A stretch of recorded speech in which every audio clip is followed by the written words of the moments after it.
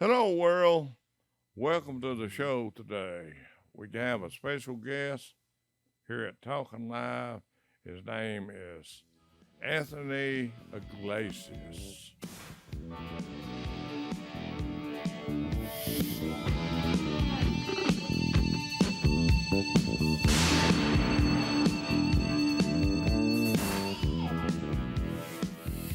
Hello, Anthony.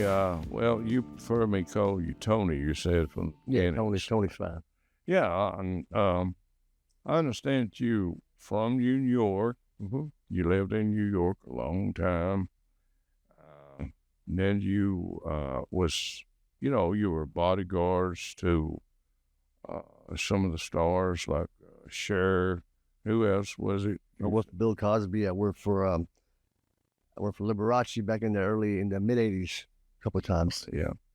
Well, and you have done a lot of traveling, maybe Colombia, and you're a Colombian person. You know, you're born in New York, but you're a Colombian, and we we know that you done a lot of different things. You know, and you moved to Georgia with your brother and worked with him and worked with him for years and now you're kind of semi-retired because of your health issue. Yeah. And but we want to talk about things like you know, and it's a topic. Uh, it's a topic to the world today, and it's people coming across the border and you know uh it's an issue today, and you being well, your parents brought you to New York, right? Well, I was born in New York, but they're immigrants. I mean, I'm Colombian. I have Italian and Middle Eastern background as well, mixed. So Yeah, yeah. I know you have two sons. Three. Well, I can't. Armando. Yeah. Got Armando. He lives in New York, That's fine. and they call him Andre, don't they? Yeah. Armando don't live in New York. Andre lives in. Right. He moved back to New York. Yeah, and so he did live in Georgia, Mhm. and so you moved back. You moved back to Georgia, and you went back. Your wife lost her mother. I mean, not her mother, but her dad. Yeah. And he was Chinese, right? Yeah, he was Chinese. Yeah. Raised in Cuba. Yeah, and your mother-in-law's Cuban. Yeah, she's Cuban. And of course, you are sometimes. Do you ever think about maybe Colombia, that you'd like to live there, or I like to live in the United States. I was born and raised here, and even though I like to visit these countries, and they're all nice and everything, but I still believe that we have one of the best countries in the world. I still believe that. I served for the U.S. Army, and I proudly served. So this is my country, even though I have other ethnic backgrounds and diverse background, but this is my country. Well, this is your country because you were born here, right? And you're a good American. I know that you're a good American, and you've been here a while, and you served in the military, and see, in my way of looking at things, see, a lot of people they don't look at Spanish people the right way. I mean, they think negative. Yeah. I mean, they look at a Puerto Rican and call them a Cuban, or they look at a Cuban and call them something else. Everybody's Spanish is either one, a Mexican or something like that, and people don't look at basically the guys that come across the border and all that, they're all drug dealers. Mm-hmm. But that's not true. No, it's not true. And some are hardworking people. A lot of them, they just want to be able to be free. But don't you think that there's kind of a limit to what comes across the border? What? I just think that whatever comes through the border, if it's legal and it obtains the proper paperwork and to work and pays taxes, then I don't believe there's a problem with it. The problem is those that come and illegally work and don't pay taxes and so reap the benefits of people that deserve those benefits. Yeah, and I agree with you. There's so many people coming across the border, and we have Americans that complain, and I'm a patriot. I mean, I believe in everybody should have their freedom. I believe everybody should be able to work and live, comfortable, but so many have come across the border. Don't you think it might be a threat to our country? Yeah. I mean, yes and no. Yes, but then again, this country is made of immigrants. It's a melting pot of different people. I mean, even Americans aren't Americans. The Indians are here first, But like I said, as long as they come here with to do good and to work and pay their taxes, then yeah, I believe it's not a threat. It's the ones that come here and take people's jobs and work for half the price, but are not paying taxes that hurts the American citizen. Yeah, but I mean, the way I look at it, we should have some kind of program to take people in and not let them just sneak across the border. What do you think about them bringing drugs into this country? Being a Spanish, Well, the thing about that, it gives a bad reputation to all the Hispanic people, whether they're Mexicans, Cubans, Colombians, it doesn't matter. It hurts the ones that are citizens, that are good people that work, that provide positive attributes to this country, But it's not as many as people would think. And then you have also people in America that buy this stuff. Then it goes hand in hand. You have your sellers and your buyers, but they need each other, They need each other.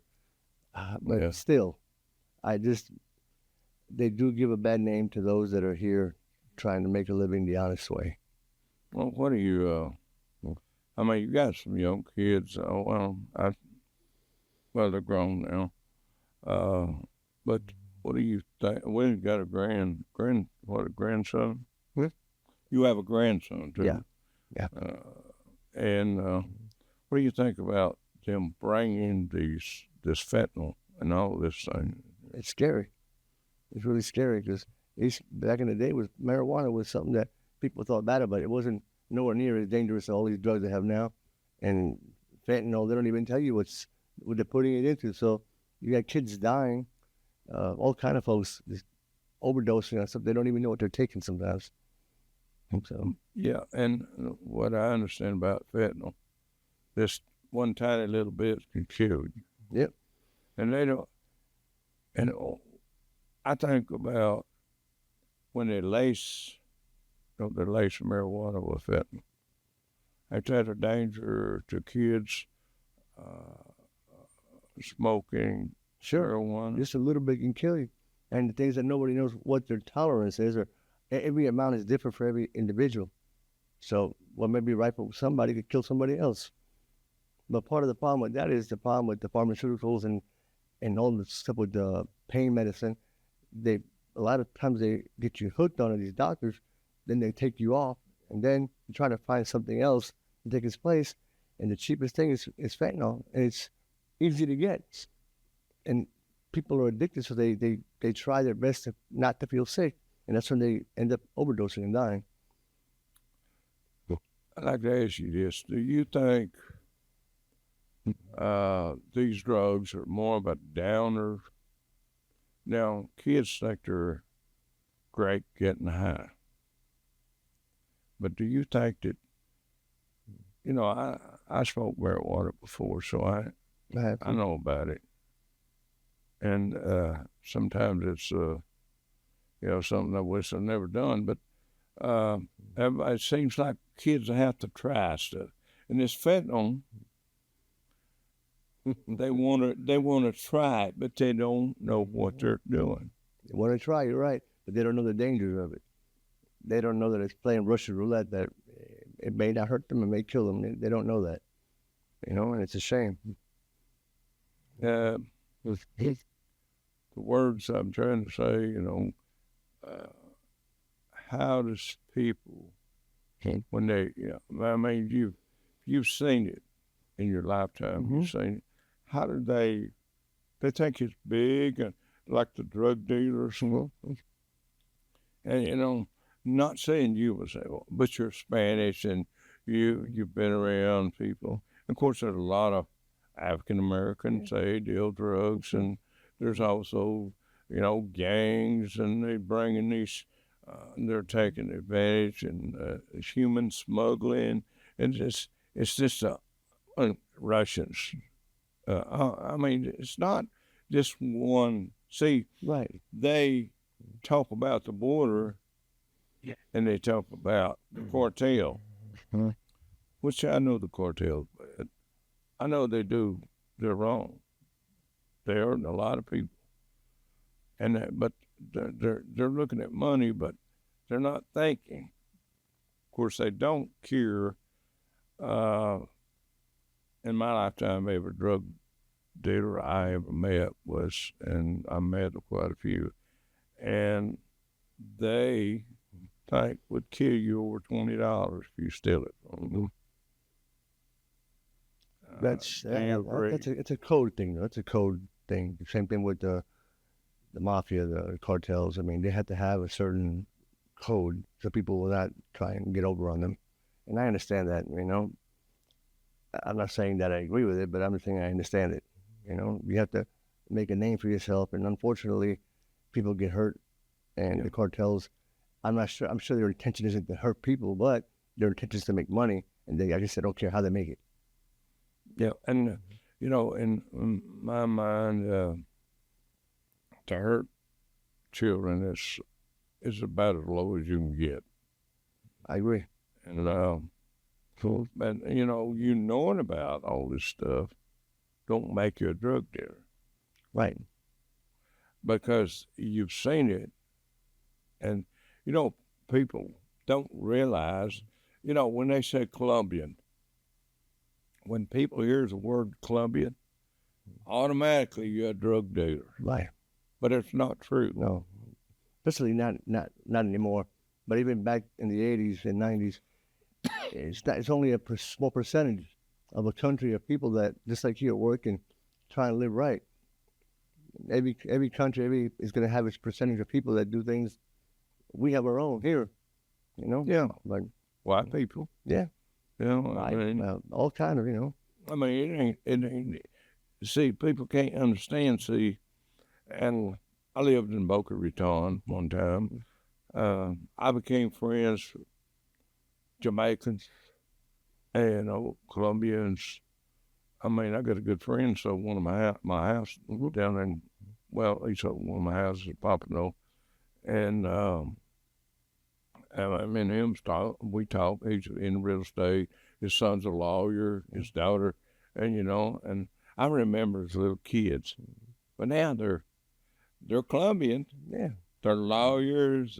I mean, that's what gets me with people. They, and I try to stay neutral, but I just have to say everybody's not the bad guy. No. Because of their race. Right. And I do disagree with the border thing, which I'm supposed to be neutral. But, I see, I've been to Brazil and I've been in places. Yeah.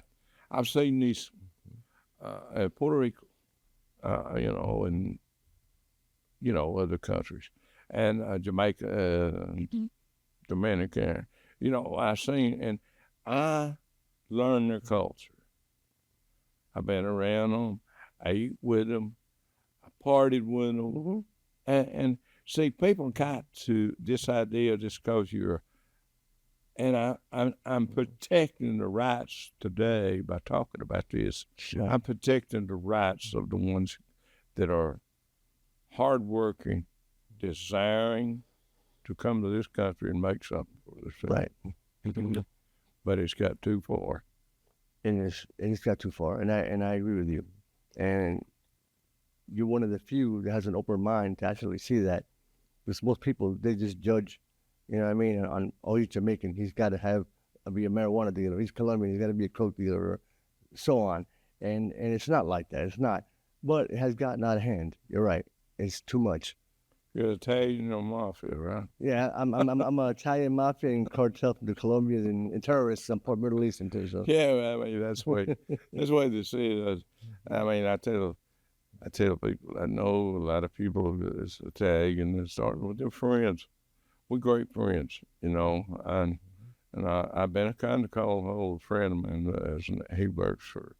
He's the biggest Italian you ever seen, and he invited me one time to go to Italy. But and all the Jews, all those people. I have friends, and it just bothers me when everybody takes and sizes people up. I mean, I'm talking about black.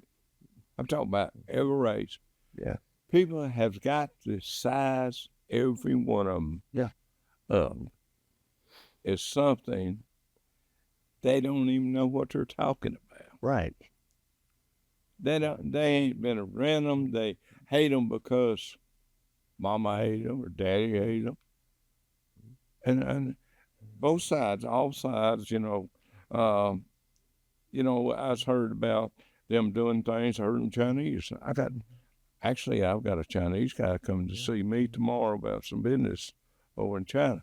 But the government is the biggest part of But see, they look, because they come here, that makes them what they are over there. But it don't. And it don't make people of a different race or origin or culture. It don't make them. You got to know them. And the reason I have you on here, I wanted to let people know that everybody ain't the same. And I feel sorry for someone that's mistreated because their race or,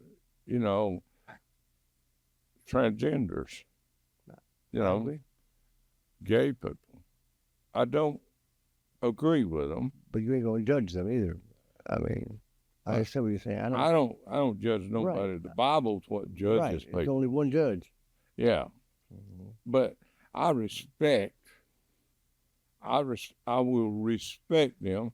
I will not agree with them. Right. But I will respect them as a person.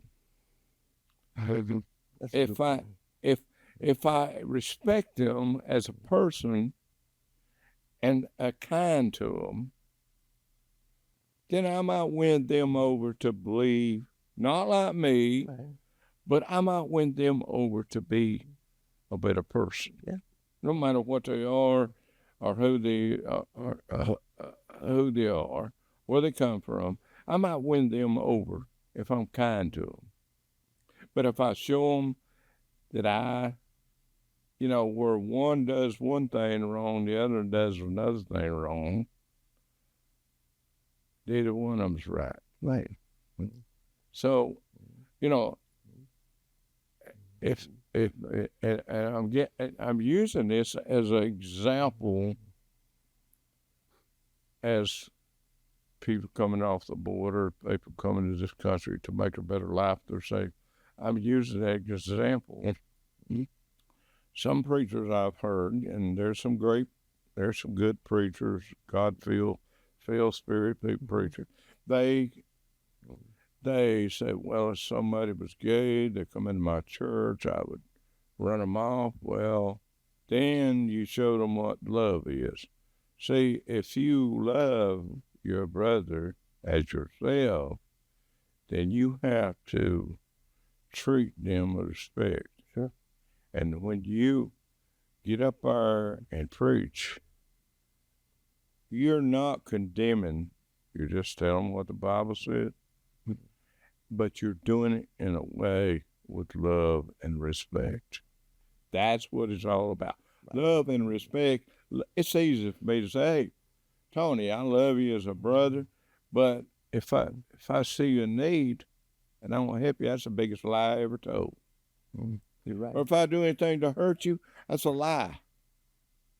But that's me. I mean, but I brought you on here today, and you do. If anybody, I think, would need a bodyguard, I think you're still available. Yeah, certainly, yeah, for the most part. Yeah, and you've been around the world. You know what's going on. You're not blinded to the facts of what's going on. You see things in the right way, I think. I try to. I try to keep God as my guide, really. And it works for me.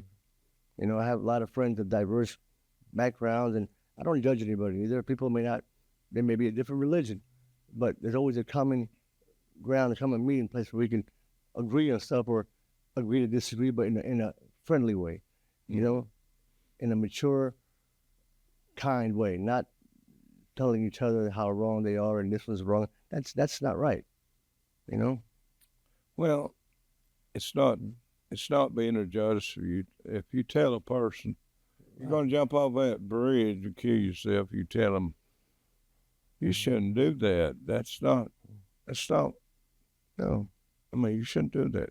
But there's a lot That's of hate. good. That's good advice. Yes. That's not judging. No. That's telling.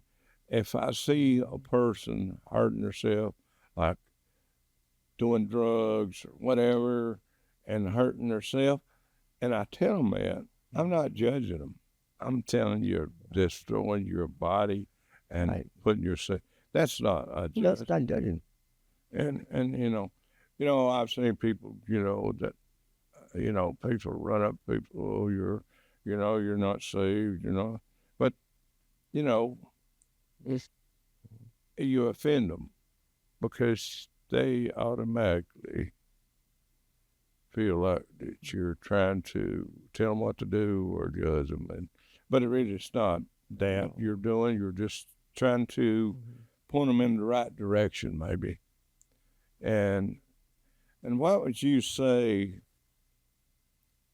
to the cartel, the Bloods, the Crips, the Hells Angels, the Russian Mafia and all that? What would you say, the Italian Mafia and all? What would you say to them about your children are special to you? And please have feelings for my children with your drugs and your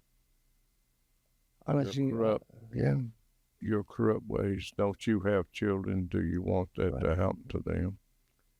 I believe you can still have cartels and mafia and all this stuff, gangs, and you can have all that, but to keep in mind that, to leave kids out of things, adults know what they're doing, kids don't know what they're doing.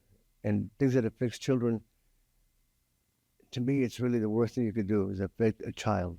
There's got to be a way they can still make business, make their money, whether it's right or wrong, legal or illegal, but without hurting the kids. Keeping the kids in mind, because that's our future. That's their future. It's important. Yeah. Well, and I say this to all gangs and people that are hurting other people by selling drugs. There are better ways to make money. There are, we're grown men. I had a Puerto Rican tell me one time. He said he was a long shark. This years ago. I may have told you this story. He said, "You're borrowing this money from me. I'm charging you 7 points per week." Wow. Okay? And it says, I don't want you coming to me and tell me why you can't pay me. Yeah. I don't want you to come to me and tell me what happened. I don't care. I don't want to hear it. You're a grown man. And if you don't bring the money, you made that decision to buy it. You're a grown man. You know the price. So don't come to me and tell me that. I said, okay. Do you still want the money? Yeah, I want the money. And that's back in the day when I was in the asphalt business. But that's what he told me. Well, So I say this to anybody that does drugs, sells drugs. There will be no excuse. When you do it too long till it kills you, or you do it too long, you sell it, you do it, and you find all that money and all that stuff you hurting people. Yeah. You can't change it.